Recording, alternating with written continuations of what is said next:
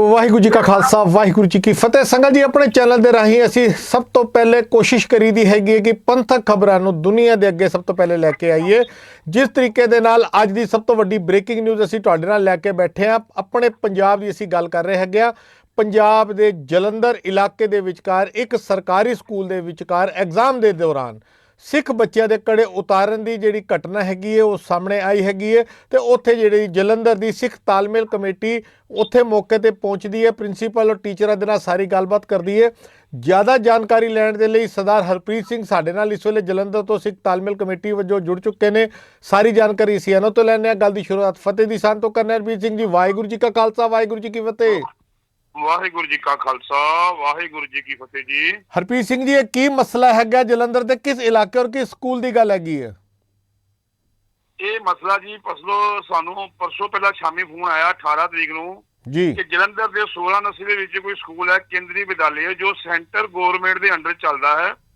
ਉੱਥੇ ਬੱਚਿਆਂ ਦੇ ਕੜੇ ਲਵਾਏ ਗਏ ਹਨ ਜੀ। ਪਰ ਉਸ ਤੋਂ ਬਾਅਦ ਉਹ ਟਾਈਮ ਹੋ ਗਿਆ ਛੁੱਟੀ ਦਾ, ਕੋਈ ਗੱਲ ਹੋ ਨਹੀਂ ਪਾਈ ਤੇ ਕੱਲ ਛੁੱਟੀ ਸੀ। ਉਦਾਂ ਹੀ ਅੱਜ ਅਸੀਂ ਸਾਰੀ ਆਪਣੀ ਟੀਮ ਨਾਲ ਅਸੀਂ ਉੱਥੇ ਪਹੁੰਚੇ ਹਾਂ ਤੇ ਪ੍ਰਿੰਸੀਪਲ ਸਾਹਿਬ ਨੂੰ ਜਾ ਕੇ ਮਿਲੇ ਉੱਥੇ ਜੀ।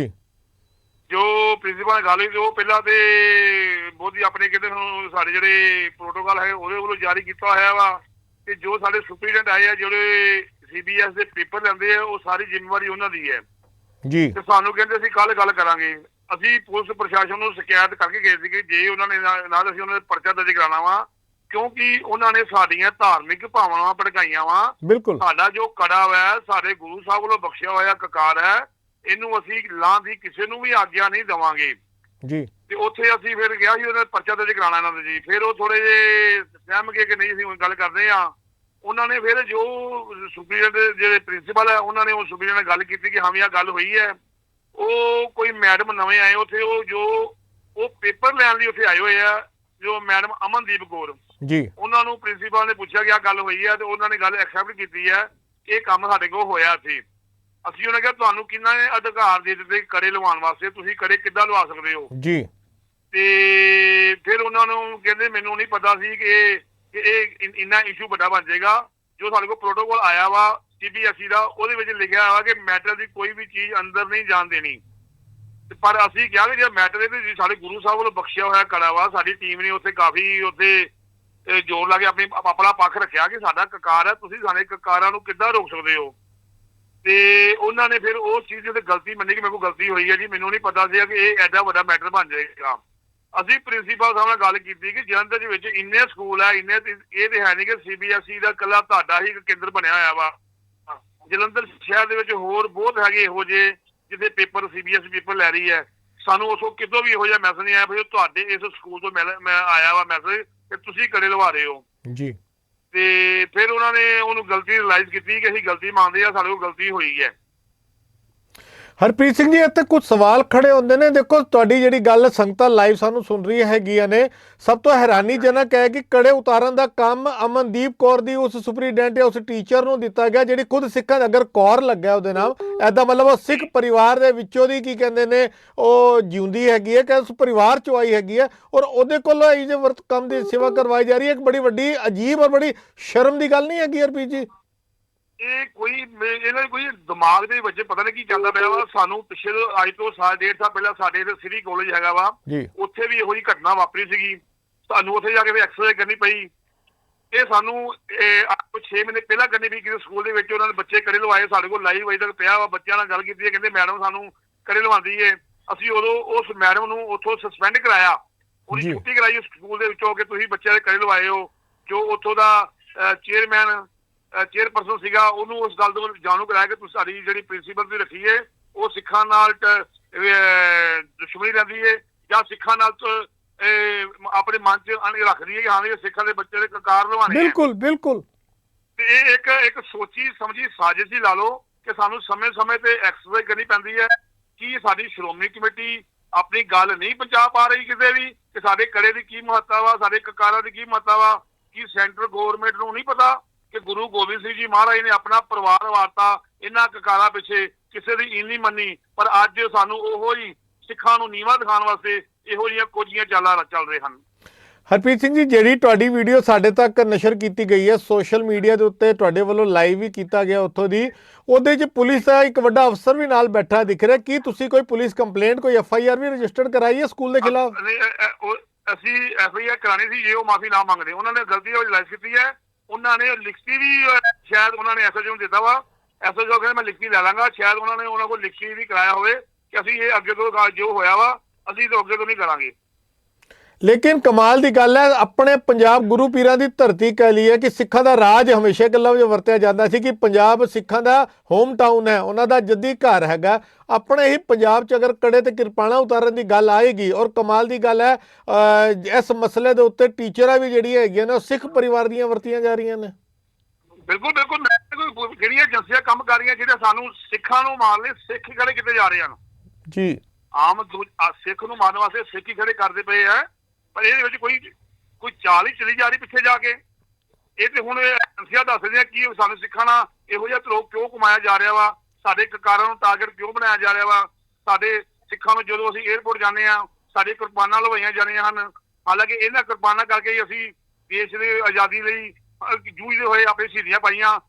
ਅੱਜ ਇਹਨਾਂ ਸਰਕਾਰਾਂ ਨੂੰ, ਇਹਨਾਂ ਪ੍ਰਸ਼ਾਸਨ ਨੂੰ ਸਾਡੀ ਕੁਰਬਾਨਾਂ ਚੁੱਭ ਰਹੀਆਂ ਹਨ, ਸਾਡੇ ਕੜੇ ਚੁੱਭਦੇ ਪਏ ਹਨ, ਸਾਡੀਆਂ ਦਸਤਾਰਾਂ ਚੁੱਭਦੀਆਂ ਪਈਆਂ ਹਨ। ਹਰਪ੍ਰੀਤ ਸਿੰਘ ਜੀ, ਜਿਵੇਂ ਆਪ ਜੀ ਨੇ ਜ਼ਿਕਰ ਕੀਤਾ ਹੈਗਾ ਕਿ ਪਰਸੋਂ ਵੀ ਕੀ ਕਹਿੰਦੇ ਨੇ ਕੁਝ ਬੱਚਿਆਂ ਦੇ ਕੜੇ ਉਤਾਰਨ ਦੀ ਸ਼ਿਕਾਇਤ ਤੁਹਾਡੇ ਤੱਕ ਪਹੁੰਚੀ ਹੈ ਤੇ ਤੁਹਾਡੀ ਤਾਲਮੇਲ ਕਮੇਟੀ ਪਹੁੰਚੀ ਹੈ, ਕੀ ਤੁਸੀਂ ਇਸ ਚੀਜ਼ ਨੂੰ ਕ੍ਰਾਸ ਚੈੱਕ ਕੀਤਾ ਕਿ ਉਸ ਦਿਨ ਕੁਝ ਬੱਚਿਆਂ ਦੇ ਐਗਜ਼ਾਮ ਹੈ ਉਹਨਾਂ ਦਾ ਭਵਿੱਖ ਖਰਾਬ ਤੇ ਨਹੀਂ ਹੋਇਆ ਜੇ ਕੁਝ ਬੱਚਿਆਂ ਦੇ ਕੜੇ ਉਤਰਵਾਏ ਗਏ ਜਾਂ ਕਿਸੇ ਨੂੰ ਐਗਜ਼ਾਮ ਦੇਣ ਤੋਂ ਵੰਚਿਤ ਕਰ ਦਿੱਤਾ ਗਿਆ ਹੋਵੇ? ਨਹੀਂ, ਇਹੋ ਜੀ ਗੱਲ ਕੋਈ ਸਮਝ ਨਹੀਂ ਆਈ ਹੈਗੀ ਜੀ, ਕਿਉਂਕਿ ਬੱਚੇ ਹੋ ਸਕਦਾ ਬੱਚਿਆਂ ਨੂੰ ਉੱਥੇ ਕੜੇ ਲਾਏ ਵੀ ਹੋਣ, ਕਿਉਂਕਿ ਬੱਚੇ ਸੋਚਦੇ ਆ ਕਿ ਅਸੀਂ ਜੇ ਅਸੀਂ ਕੱਲ ਨੂੰ ਖੱਪ ਪਾਵਾਂਗੇ ਤੇ ਸਾਡੇ ਕੱਲ ਨੂੰ ਪੇਪਰ ਨਾ ਕੈਂਸਲ ਹੋਣ, ਸਾਡਾ ਸਾਲ ਨਾ ਖਰਾਬ ਹੋ ਜਾਏ। ਪਰ ਕੁਛ ਅਣਖਵਾਲੇ ਜ਼ਮੀਰਾਂ ਜਿਹਨਾਂ ਜਾਗਦੀਆਂ ਹਨ ਉਹਨਾਂ ਨੇ ਸਾਡੇ ਤੱਕ ਗੱਲ ਪਹੁੰਚਾਤੀ।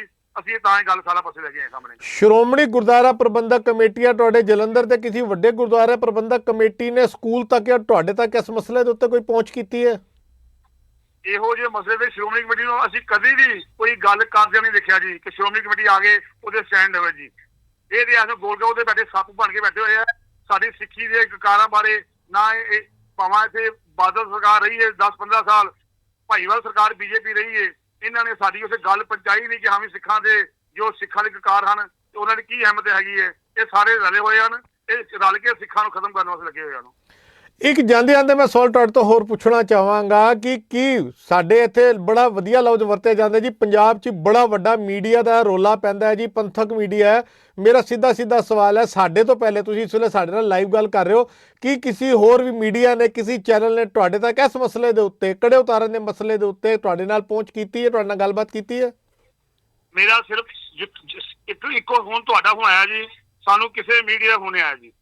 ਸਿਰਫ ਇੱਕ ਤੁਸੀਂ ਪੰਥ ਦਰਜੀ ਹੋ ਗਏ, ਇਸ ਗੱਲ ਨੂੰ ਤੁਸੀਂ ਦੇਸ਼ ਵਿਦੇਸ਼ ਤੱਕ ਪਹੁੰਚਾ ਰਹੇ ਹੋ। ਹੋਰ ਸਾਨੂੰ ਕਿਸੇ ਵੀ ਮੀਡੀਆ ਦਾ ਕਿਸੇ ਵੀ ਸਟੋਰੀ ਹੁਣ ਕੋਈ ਫੋਨ ਨਹੀਂ ਆਇਆ ਜੀ। ਤੇ ਹੁਣ ਤੁਹਾਡੀ ਹੁਣ ਕੱਲ ਦੀ ਕੀ ਕਾਰਵਾਈ ਹੈ? ਕਿ ਕੱਲ ਤੁਸੀਂ ਪੁਲਿਸ ਸਟੇਸ਼ਨ ਦੁਬਾਰਾ ਜਾਓਗੇ ਉਹ ਮਾਫੀਨਾਮਾ ਲੈਣ ਦੇ ਲਈ, ਜਾਂ ਤੁਹਾਡੇ ਹਿਸਾਬ ਨਾਲ ਮਗਰ ਮੈਂ ਕਹਾਂ ਤੇ ਮਾਮਲਾ ਖਤਮ ਸਮਝੀਏ? ਨਹੀਂ, ਅਸੀਂ ਸਵੇਰੇ ਉਹਨਾਂ ਜੋ ਲਿਖਿਆ ਹੋਇਆ ਲਿਖੀ ਆਪਣੇ ਕੋਲ ਲੈ ਗਿਆ, ਆਪਣੇ ਰਿਕਾਰਡ ਹੀ ਰੱਖਾਂਗੇ ਜੀ। ਕੱਲ ਨੂੰ ਕੋਈ ਗੱਲ ਹੋਈ ਅਸੀਂ ਲੋਕਾਂ ਨੂੰ ਦਿਖਾਣੇ ਬਣਾ ਲਿਖਾਇਆ ਉਹਨਾਂ ਕੋਲ ਜੀ। ਬਿਲਕੁਲ, ਮੈਂ ਤੁਹਾਨੂੰ ਵੀ ਬੇਨਤੀ ਕਰਾਂਗਾ ਕਿ ਉਹ ਜਿਹੜਾ ਮਾਫੀਨਾਮਾ ਤੁਹਾਡੇ ਤੱਕ ਆਂਦਾ ਤੁਸੀਂ ਸਾਡੇ ਤੱਕ ਪਹੁੰਚਾਓ, ਤਾਂ ਕਿ ਅਸੀਂ ਆਪਣੇ ਚੈਨਲ ਦੇ ਰਾਹੀਂ ਦੁਨੀਆ ਤੱਕ ਸਬੂਤ ਦੇ ਤੌਰ ਦੇ ਉੱਤੇ ਦਿਖਾ ਸਕੀਏ ਕਿ ਜਿੱਥੇ ਸਿੱਖ ਸਾਡੀਆਂ ਜਥੇਬੰਦੀਆਂ, ਜਿੱਥੇ ਸ਼੍ਰੋਮਣੀ ਗੁਰਦੁਆਰਾ ਪ੍ਰਬੰਧਕ ਕਮੇਟੀਆਂ, ਮਾਫ ਕਰਨਾ ਵੱਡੀਆਂ ਗੁਰੂ ਘਰ ਦੇ ਅਦਾਰੇ ਜਿਹੜੇ ਸੰਗਤਾਂ ਦੀ ਗੋਲਕ ਦੇ ਮਾਇਆ ਦੇ ਨਾਲ ਚੱਲਦੇ ਨੇ, ਅਗਰ ਉਹ ਪੰਥਕ ਜ਼ਿੰਮੇਵਾਰੀਆਂ ਨੂੰ ਨਹੀਂ ਨਿਭਾ ਰਹੇ ਤੇ ਤੁਹਾਡੇ ਵਰਗੇ ਵੀਰ ਗਰਾਊਂਡ ਲੈਵਲ ਦੇ ਉੱਤੇ ਜੋ ਕੰਮ ਕਰ ਰਹੇ ਨੇ ਤੇ ਉਹਨਾਂ ਦੇ ਉਸ ਕੰਮ ਦੀ ਸ਼ਲਾਘਾ ਕਰਨੀ ਵੀ ਬਣਦੀ ਹੈ ਤੇ ਉਹਦੀ ਡਿਟੇਲ ਦੇਣੀ ਵੀ ਸਾਡਾ ਪੰਥਕ ਫਰਜ਼ ਬਣਦਾ ਹੈਗਾ। ਅਸੀਂ ਪੰਥ ਦੇ ਕੰਮ ਲਈ ਹਮੇਸ਼ਾ ਇੱਥੇ ਤਤਪਰ ਬੈਠੇ ਆ ਜੀ। ਸਾਨੂੰ ਕੋਈ ਪੋਲੀਟੀਕਲ ਮਤਲਬ ਨਹੀਂ ਹੈਗਾ। ਅਸੀਂ ਆਪਣੀ ਸਿੱਖ ਸਿਧਾਂਤਾਂ ਦੇ ਹਮੇਸ਼ਾ ਪਹਿਰੇ ਦਿੰਦੇ ਆਏ ਆ ਅਤੇ ਪਹਿਰਾ ਦਿੰਦਾ ਰਵਾਂਗੇ ਜੀ। ਬਹੁਤ ਬਹੁਤ ਧੰਨਵਾਦ ਹਰਪ੍ਰੀਤ ਸਿੰਘ ਜੀ, ਸਾਰੇ ਮਸਲੇ ਦੀ ਜਾਣਕਾਰੀ ਲੈਣ ਲਈ। ਅਗਲੇ ਮਸਲੇ ਦੇ ਲਈ ਅਸੀਂ ਤੁਹਾਡੇ ਨਾਲ ਫਿਰ ਦੁਬਾਰਾ ਪਹੁੰਚ ਕਰਾਂਗੇ। ਬਹੁਤ ਬਹੁਤ ਧੰਨਵਾਦ ਤੁਹਾਡਾ। ਵਾਹਿਗੁਰੂ ਜੀ ਕਾ ਖਾਲਸਾ, ਵਾਹਿਗੁਰੂ ਜੀ ਕੀ ਫਤਿਹ ਜੀ। ਵਾਹਿਗੁਰੂ ਜੀ ਕੀ ਫਤਿਹ ਵੀਰ ਜੀ। ਸੰਗਤ ਜੀ, ਐਸਾ ਸਰਦਾਰ ਹਰਪ੍ਰੀਤ ਸਿੰਘ ਸਿੱਖ ਤਾਲਮੇਲ ਕਮੇਟੀ ਜਲੰਧਰ ਵੱਜੋਂ, ਜਿਹੜੇ ਨੇ ਸਾਡੇ ਨਾਲ ਲਾਈਵ ਗੱਲਬਾਤ ਕਰਦੇ ਤੁਹਾਨੂੰ ਸਾਰੀ ਡਿਟੇਲ ਦਿੱਤੀ ਹੈਗੀ ਕਿ ਕੇਂਦਰ ਸਰਕਾਰ CBSE ਦੇ ਅਧੀਨ ਆਉਣ ਵਾਲੇ ਇੱਕ ਸਰਕਾਰੀ ਸਕੂਲ ਵਿੱਚ ਕਿਸ ਸਾਜ਼ਿਸ਼ ਦੇ ਅਧੀਨ ਸਿੱਖ ਬੱਚਿਆਂ ਦੇ ਕੜੇ ਉਤਾਰੇ ਜਾ ਰਹੇ ਸਨ ਔਰ 2 ਦਿਨ ਦੀਆਂ ਕੰਪਲੇਂਟਾਂ ਮਿਲਣ ਤੋਂ ਬਾਅਦ ਜਦੋਂ ਕੋਈ ਹੋਰ ਗੁਰਦੁਆਰਾ ਕਮੇਟੀ ਐਸਜੀਪੀਸੀ ਦਾ ਕੋਈ ਨੁਮਾਇੰਦਾ ਨਹੀਂ ਪਹੁੰਚਿਆ ਤੇ ਇਹਨਾਂ ਦੀ ਟੀਮ ਜਿਹੜੇ ਕੁਝ ਸਿੱਖਾਂ ਦੀ ਪਹੁੰਚੀ ਹੈ, ਜਿਹੜੀ ਤੁਸੀਂ ਸਕਰੀਨ ਤੇ ਸਾਡੇ ਨਾਲ ਦੇਖ ਹੀ ਰਹੇ ਹੈਗੇ ਹੋ। ਔਰ ਇਹਨਾਂ ਨੇ ਜਦੋਂ ਉੱਥੇ ਜਾ ਕੇ ਆਪਣੇ ਧਰਮ ਦੀ ਗੱਲ ਕੀਤੀ ਤੇ ਅੱਗੋਂ ਵੀ ਚਿਹਰੇ ਜਿਹੜੇ ਨੇ ਉਹ ਸਾਡੇ ਹੀ ਸਿੱਖਾਂ ਦੀ ਬੱਚੀ ਦੇ ਨਿਕਲੇ। ਟੀਚਰ ਦੀ ਗੱਲ ਕਰ ਲਈਏ, ਉਹ ਵੀ ਇੱਕ ਸਿੱਖ ਪਰਿਵਾਰ ਦੀ ਹੀ ਨਿਕਲੀ। ਸਾਡੀ ਕੌਮ ਦੀ ਬਦਕਿਸਮਤੀ ਹੈ ਕਿ ਸਾਡੀ ਸਿੱਖੀ ਨੂੰ ਢਾਹ ਲਾਉਣ ਦੇ ਲਈ ਸਾਡੇ ਸਿੱਖਾਂ ਦਾ ਇਸਤੇਮਾਲ ਕੀਤਾ ਜਾ ਰਿਹਾ ਹੈਗਾ। ਔਰ ਤੁਹਾਡੇ ਸਾਹਮਣੇ ਹਰਪ੍ਰੀਤ ਸਿੰਘ ਨੇ ਸਾਫ਼ ਕਿਹਾ ਕਿ ਸ਼੍ਰੋਮਣੀ ਗੁਰਦੁਆਰਾ ਪ੍ਰਬੰਧਕ ਕਮੇਟੀਆਂ ਜਾਂ ਕੋਈ ਗੱਲ ਇਹੋ ਜਿਹੇ ਕਿਸੇ ਵੀ ਪੰਥਕ ਮਸਲੇ ਦੇ ਉੱਤੇ ਕਦੀ ਵੀ ਗਰਾਊਂਡ ਦੇ ਉੱਤੇ ਨਹੀਂ ਆਉਂਦੀ। ਪਿਛਲੇ ਕੁਝ ਦਿਨਾਂ ਤੋਂ ਤੁਸੀਂ ਇਹ ਵੀ ਦੇਖ ਰਹੇ ਹੋ ਕਿ ਗਿਆਨੀ ਰਘਵੀਰ ਸਿੰਘ ਵੱਲੋਂ ਜੋ ਸ਼੍ਰੋਮਣੀ ਗੁਰਦੁਆਰਾ ਪ੍ਰਬੰਧਕ ਕਮੇਟੀ ਨੇ ਘਪਲਿਆਂ ਦੇ ਜਿਹੜੇ ਇਲਜ਼ਾਮ ਲਾਏ ਨੇ ਉਹ ਵੀ ਤੁਹਾਡੇ ਸਾਹਮਣੇ ਨੇ ਤੇ ਤਾਜ਼ਾ ਘਟਨਾ ਜਿਹੜੀ ਸਾਨੂੰ ਕੁਝ ਘੰਟੇ ਪਹਿਲੇ ਮਿਲੀ ਹੈ, ਅਸੀਂ ਉਹ ਸੱਚਾਈ ਵੀ ਤੁਹਾਡੇ ਅੱਗੇ ਰੱਖੀਏ।